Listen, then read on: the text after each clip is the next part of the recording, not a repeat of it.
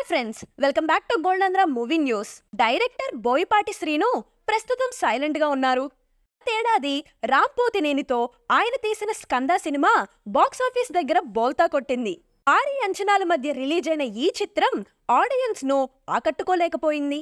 దీంతో తన తదుపరి చిత్రంపై ఇప్పటి వరకు ఎలాంటి ప్రకటన చేయలేదు బోయపాటి.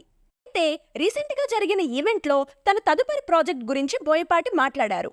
ఎన్నికలు ముగిసిన తర్వాత తన తదుపరి ప్రాజెక్టును ప్రకటిస్తానని చెప్పారు బోయపాటి. కానీ అఖండ 2 పై కూడా రియాక్ట్ అయ్యారు. అఖండ సీక్వెల్లో ఏం చూపించబోతున్నారంటూ అడిగిన ప్రశ్నకి ఈ సీక్వెల్లో సమాజానికి ఏం అవసరమో అదే చూపిస్తాను అంటూ బోయపాటి బదులిచ్చారు. దీని బట్టి చూస్తే బోయపాటి మూవీ కోసం మరికొన్ని నెలలు ఆగాల్సిందే అన్నమాట. ఎన్నికలు అయిన తర్వాత అఖండ 2 అనౌన్స్ చేస్తారా లేదా మరేదైనా సినిమానా అనేది చూడాలి. బోయపాటి కెరియర్లోనే అతిపెద్ద హిట్ గా నిలిచింది అఖండ సినిమా. మరి నిజానికి స్కంద సినిమా కంటే ముందే అల్లు అర్జున్ తో బోయపాటి ఓ సినిమా చేయాల్సి ఉంది. ఈ కాంబోలో గతంలో వచ్చిన సరైనోడు సినిమా సూపర్ హిట్ అయింది. దీంతో మరోసారి బోయపాటితో సినిమాకి బన్నీ సై అన్నాడు. కానీ పుష్ప సినిమా 2 భాగాలుగా తీయాల్సి రావడంతో బోయపాటి చిత్రం వెనక్కి వెళ్ళిపోయింది.